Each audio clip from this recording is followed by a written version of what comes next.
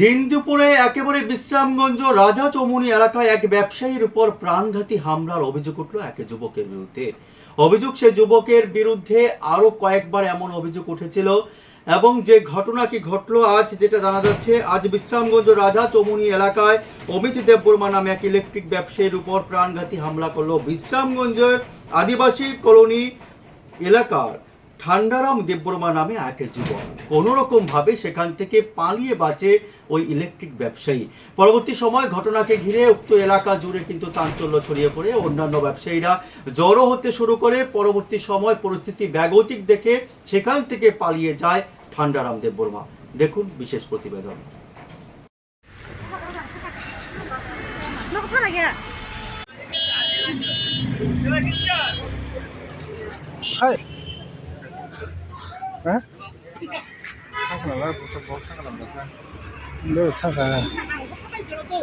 আমি দোকানে বয়ে রয়েছি।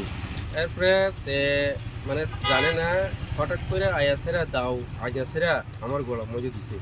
এরপরে আমার ফ্যান ট্যান আসলা সব ফালাই দিয়ে দিছে।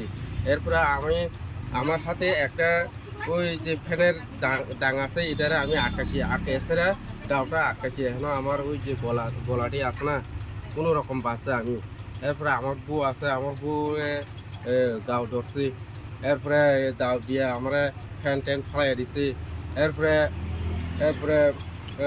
হঠাৎ করে আমার চমকি দিয়েছে। এরপরে দাও দিয়ে এমনি দিছে। এরপরে আমি আতঙ্ক হয়ে রয়েছি। হ্যাঁ, এই জিনিসটা আমরা মানে কেমনি ব্যবসা করব? হ্যাঁ, আমি তার লগে কোনো সূত্রও নাই, কোনো ইয়েও নাই। হ্যাঁ, এমনি কেমনে আমি ব্যবসা করবো, ব্যবসা বাণিজ্য করবো?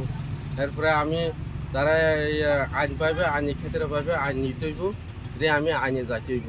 তারা কি আপনি চিনেন? চিনে, তার নাম ঠান্ডা দেববর্মা, তার বাড়ি আদিবাসী কলোনি। 11টা 20 সকালে সকালে